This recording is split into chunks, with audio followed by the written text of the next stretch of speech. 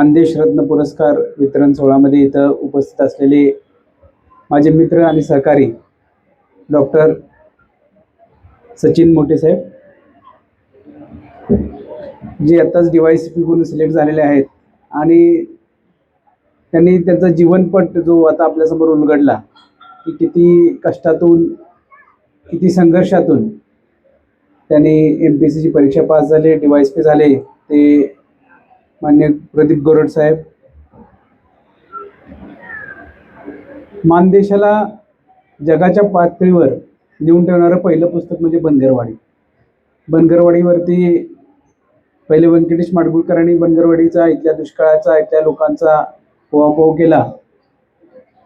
त्यानंतर अमोल पालेकरांनी त्याच्यावर चित्रपट काढला आणि त्यानंतर त्याच तोडीची ज्यांनी हेडाम नावाची कादंबरी लिहिली ते मान्य नागू विरकरजी.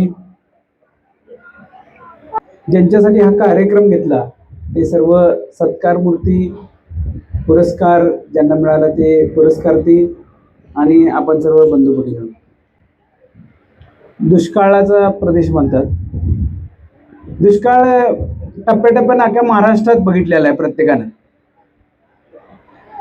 आपण बघतो की मराठवाड्यात दुष्काळ झालाय, आपण बघतो की विदर्भात सुद्धा दुष्काळ झालाय आणि या दुष्काळाच्या कारणांमुळे आपण बघतो की मराठवाड्यात आत्महत्या झालेत आणि विदर्भात आत्महत्या झाली, पण मान तालुक्यात आजपर्यंत कधीच आत्महत्या झाली.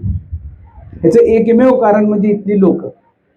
इथं संघर्षाला फाईट करायची, इथल्या परिस्थितीला संघर्ष करायची सवय इथल्या लोकांना. बरं, ते करत असताना आपण काय करतो की आपण 6 महिने इथं राहतो, 6 महिने कुठं राहतो, जिथं आपल्याला काम मिळेल असं ठिकाण. आपण मुंबईला जातो, पुण्याला जातो. आपली गलई बांधव तर अख्ख्या भारतात आहे, भारतातून काय पलीकडे आंतरराष्ट्रीय ठिकाणी पण गेलेली आहे. तिथं ती स्थिरावली आणि ज्या ज्यावेळी इथं दुष्काळ असेल त्यावेळी तिथल्या लोकांनी आपल्याला इथं मदत केली. त्यामुळं आपल्या ह्या भागात कधीच आत्महत्या झाली नाही, कारण आपण एकत्र राहण्याची आपल्याला सवय आहे. आपल्याला एकामेकाला मदत करायची सवय आहे आणि एकामेकाला आपल्याला प्रोत्साहन द्यायची सवय आहे. आणि हीच मंडळी ज्यावेळी तिकडे राहिली त्यांची मुलं पण शिकली, इथली पण मुलं शिकली आणि ती आता स्थिर स्थावर झालेले वेगवेगळ्या नोकऱ्यांमध्ये ते आहेत. आपण बघितलं की इथं PhD केलेली पण लोक आहेत, इथं IIT मध्ये गेलेली लोक आहेत, इथं रिसर्च स्कॉलर्स पण आहेत. म्हणजे या दुर्दैवमध्ये जसं आपल्याला नागोरकरांनी सांगितलं की इथं खूपच चांगली शिक्षण घेतलेली मंडळी आहे आणि ते करत असताना मला वाटतंय की इथं खूप आधी स्पर्धा परीक्षेमध्ये विद्यार्थी तयार व्हायला पाहिजे होते. मला माहित नाही काय गणित चुकलं असेल दुर्दैवचं की आता मला वाटतं पहिला PSI झाला, बरोबर ना? चिरंजीव पप्पू आबा ढवळे मोठं पोस्टर आहे इथं आणि असायला पण पाहिजे, कारण त्यानं मोठं नाव कमवलंय. पहिला इथं PSI व्हायचं आणि सुरुवात आहे, चांगली सुरुवात आहे, अतिशय चांगली सुरुवात आहे. आपल्या मानदेशाला परंपरा आहे अधिकाऱ्यांची. आपण ज्यावेळी मंत्रालयात जातो त्यावेळी प्रत्येक हॉलमध्ये एक तर मान तालुक्यातला अधिकारी तिथं काम करत असतो. त्यामुळे ती परंपरा आता धुळदेवमध्ये सुरू झालेली आहे आणि धुळदेव गावाचं आता मी बघितलं की एखाद्या गोष्ट इथं सुरू झाली की ती थांबत नाही आणि ती वाढतच जाते. मंदिरच बघा ना, 20 वर्षापूर्वी नागोविरकर म्हणतात की छोटंसं मंदिर होतं, आज असं मंदिर तालुक्यात कुठं नाही आहे. मग जर आज तुमच्यात पहिला अधिकारी होत असेल तर पुढच्या 5-6 वर्षात बघा इथं अधिकाऱ्यांना इथं बसायला नाही, इथं लोक बसतील आणि इथं अधिकारी बसतील ज्यांचे सत्कार होतील. आणि ते होत असताना आज जी आपण सुरुवात केली, आपण धुळदेव नॉलेज फाउंडेशनची सुरुवात केली. मध्ये प्रस्तावना कोणी दिली? BCने दिली, कोण दिली की काय काय करणार आहेत ते? सचिन असेल किंवा कोण असतील. नॉलेज फाउंडेशन मध्ये अनेक त्यांचे ऑब्जेक्ट्स आहेत, म्हणजे आपण त्यांचे ध्येय आहेत, पण त्यात सगळ्यात मोठं ध्येय आहे की इथल्या विद्यार्थ्यांना, तरुणांना मार्गदर्शन करणे आणि त्यांना विविध संध्या उपलब्ध करून देणे.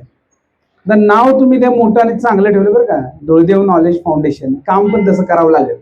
हे नॉलेज फाउंडेशन खरोखर एखाद्या लाईट हाऊस सारखं, म्हणजे दिशादर्शकाचं काम करायचं आहे. आणि तुम्हाला सगळ्यांना कोणी मदत करायची तर ह्या मंडळींनी मदत करायची, कारण ही मंडळी आता सिलेक्ट झालेली आहे. आणि जसं आपल्याला कळलं की जो कोणी सिलेक्ट झालाय तो असं सहज सिलेक्ट झालेला नाही आहे.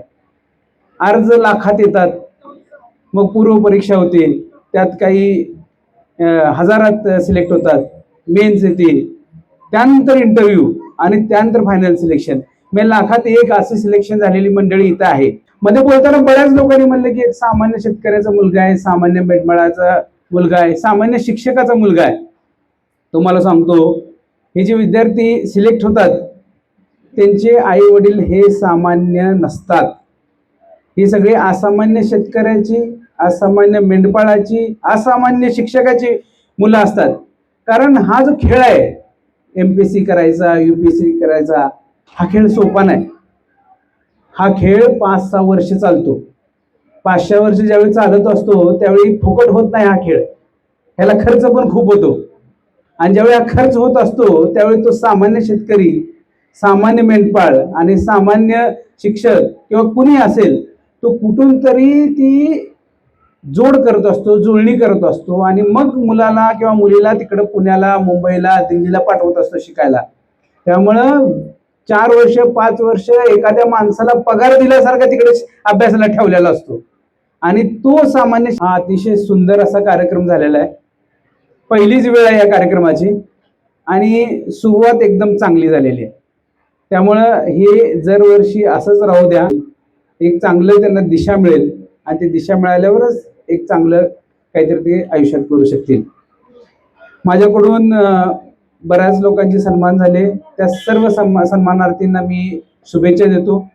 पुढच्या मला इथं बोलवलं, माझा इथं सत्कार केला, मला बोलायची संधी दिली आणि माझे 2 शब्द शांततेने ऐकलेत, त्याबद्दल मी सगळ्यांचा आभारी आहे. यात्रा कमिटीचा, नॉलेज फाउंडेशनचा खूप खूप आभारी आहे. धन्यवाद.